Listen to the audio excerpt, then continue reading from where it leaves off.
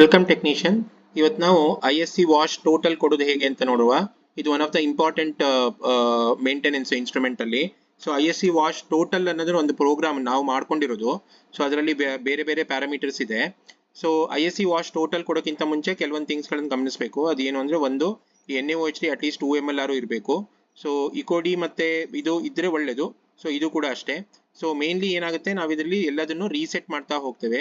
So first and the foremost thing ISC wash total ಕೊಡೋಕ್ಕಿಂತ ಮುಂಚೆ ನಾವು ಈ ಮೂರು ISC ಸೊಲ್ಯೂಷನ್ಸ್ ಏನಿದೆ, ISC internal standard, ISC diluent ಮತ್ತೆ ISC ರೆಫರೆನ್ಸ್ ಎಲೆಕ್ಟ್ರೋಲೈಟ್, ಈ ಮೂರನ್ನು ರೀಫಿಲ್ ಮಾಡ್ತೇವೆ ಅಥವಾ ಹೊಸದನ್ನೇ ಇಡ್ತೇವೆ. ಸೊ ಕಂಪನಿ ಆಕ್ಚುಲಿ ರೀಫಿಲ್ ಮಾಡೋದನ್ನ ಇಷ್ಟಪಡೋದಿಲ್ಲ. ಸೊ ಅವರು ರೆಕಮೆಂಡೇಶನ್ ಪ್ರಕಾರ ಎಲ್ಲ ಮೂರು ನ್ಯೂನೇ ಇಡಬೇಕು. ಬಟ್ ನಾವು ಯೂಶಲಿ ಸ್ವಲ್ಪ ರೀಫಿಲ್ ಮಾಡ್ತೇವೆ ಆಯ್ತಾ, ಅಕೇಶನ್ಲಿ ರೀಫಿಲ್ ಕೂಡ ಮಾಡ್ತೇವೆ.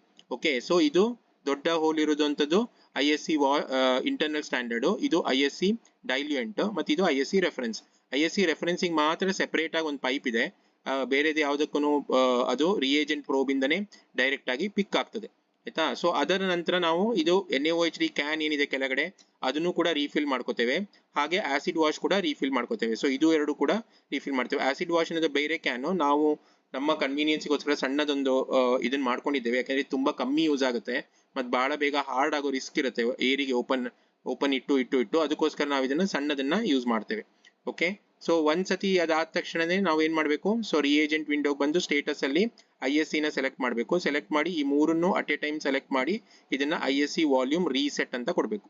ಸೊ ರೀಸೆಟ್ ಅಂತ ಕೊಟ್ಟ ತಕ್ಷಣನೇ, ರೀಸೆಟ್ ಆದ ತಕ್ಷಣನೇ ಅಲ್ಲಿ ಕ್ಯಾಲಿಬ್ರೇಷನ್ ಅಲ್ಲಿ ಅದು ಕ್ಯಾಲಿಬ್ರೇಷನ್ ಕೇಳುತ್ತೆ, ಆ ವಿಷಯ ಜ್ಞಾಪಕ ಇರಲಿ ಆಯ್ತಾ. ಅದೇ ತರನೇ ಇದು ಸೆಲ್ ಕ್ಲೀನ್ 1 ಸೆಲ್ ಕ್ಲೀನ್ 2 ಕೂಡ ನಾವು ಇಮಿಡಿಯೇಟ್ಲಿ ರಿಯೇಜೆಂಟ್ ವಾಲ್ಯೂಮ್ ರೀಸೆಟ್ ಅಂತ ಹೇಳಿ ಅದನ್ನು ಕೂಡ ರಿಯೇಜೆಂಟ್ ಅದನ್ನ ರೀಸೆಟ್ ಮಾಡ್ಕೋಬೇಕು.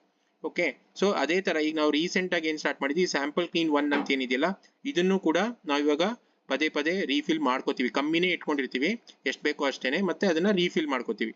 ಓಕೆ, ಸೊ ಅದು ಈ ಜಾಗದಲ್ಲಿ ಇದೆ ಆಯ್ತಾ. ಸೊ ಸ್ಯಾಂಪಲ್ ಪ್ರೋಬ್ ನ ಲೆಫ್ಟ್ ಎಕ್ಸ್ಟ್ರೀಮ್ ಅಲ್ಲಿ ಈ ಫಸ್ಟ್ ಪೊಸಿಷನ್ ಅಲ್ಲಿ ಸ್ಯಾಂಪಲ್ ಕ್ಲೀನ್ 1 ಇದೆ. ಸ್ಯಾಂಪಲ್ ಕ್ಲೀನ್ 2 ವೇಸ್ಟ್, ಅಲ್ಲಿ ಬರೀ ಡಿಸ್ಟಿಲ್ ವಾಟರ್ ಇಟ್ಟಿದ್ದೀವಿ ಅಷ್ಟೇ. ಸೊ ಅದು C311 ಅದ್ರ ಏನು ರೋಲ್ ಇಲ್ಲ, ನಾವು ಯೂಸ್ ಮಾಡೋ ರಿಯೇಜೆಂಟ್ ಏನು ರೋಲ್ ಇಲ್ಲ ಅದು. ಸೊ ಇದು second one sample clean 1. So ಅದು ಕೂಡ ನಾವು ಇವಾಗ ರೀಸೆಟ್ ಮಾಡ್ತೇವೆ. ಓಕೆ, ಸೊ ಅದು ಈ ಪೊಸಿಷನ್ ಅಲ್ಲಿ ಇದೆ. ಸೊ ಅದರ ನಂತರ ನಾವು W1 ಮತ್ತೆ W2 ಪೊಸಿಷನ್ ಅಲ್ಲಿ ಇಡಬೇಕು. W1 position ISC cleaning solution. So ಇದು ISC cleaning solution around 500 microlitres bullet cup ಅಲ್ಲಿ ಹಾಕಿಟ್ರೆ ಸಾಕಾಗುತ್ತೆ. ಮತ್ತೆ W2 ಪೊಸಿಷನ್ ಅಲ್ಲಿ ಪೂಲ್ಡ್ ಸೀರಾ ಇರಬೇಕು. ಪೂಲ್ಡ್ ಸೀರಾ ಅಂದ್ರೆ ಅದು ಒಂದು 4-5 ಜನ ಪೇಷಂಟಿನ ಸೀರಮ್ ಸ್ಯಾಂಪಲ್ ನ ಸೀರಮ್ ಆಯ್ತಾ, EDTA ಪ್ಲಾಸ್ಮಾ ಆಗ್ಲಿ ಅಥವಾ ಹೆಪಾರಿನ್ ಪ್ಲಾಸ್ಮಾ ಆಗ್ಲಿ ತಗೋಬಾರ್ದು. ಸೀರಮ್ ಸ್ಯಾಂಪಲ್ ಅನ್ನ ಒಂದು 3-4 ಜನ ಪೇಷಂಟ್ ಇಂದ ಒಟ್ಟಿಗೆ ಒಂದೇ ಬುಲೆಟ್ ಕಪ್ಪಿಗೆ ಹಾಕೋಬೇಕು. ಸೊ ಅಟ್ಲೀಸ್ಟ್ ಅದು ಕೂಡ ಒಂದು 500 ಮೈಕ್ರೋಲೀಟರ್ಸ್ ಇಡೋ ಹಂಗೆ ನೋಡ್ಕೋಬೇಕು. ಅದನ್ನ ಇಲ್ಲಿ W1 ಮತ್ತೆ W2 ಪೊಸಿಷನ್ ಅಲ್ಲಿ ಇಟ್ಕೋಬೇಕು. W1 ಪೊಸಿಷನ್ ಅಲ್ಲಿ ISC cleaning solution, W2 position ಅಲ್ಲಿ pooled serum.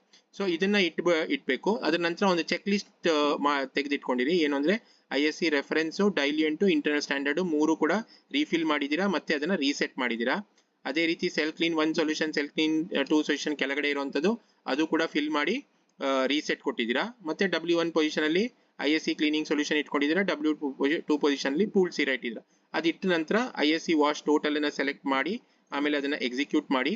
So usually automatically ಎಲ್ಲ ಆಗುತ್ತೆ. ISC ವಾಶ್ ಆಗ್ಲಿಕ್ಕೆ ಮಿನಿಮಮ್ 28 ಮಿನಿಟ್ಸ್ ತಗೊಳುತ್ತೆ. ಅದರ ನಂತರ ಇನ್ಸ್ಟ್ರೂಮೆಂಟ್ ಒಂದ್ಸರಿ ಸ್ಟ್ಯಾಂಡ್ ಬೈಕ್ ಬಂದು ನಂತರ ISC ಪ್ರೈಮ್ ತಗೊಳುತ್ತೆ.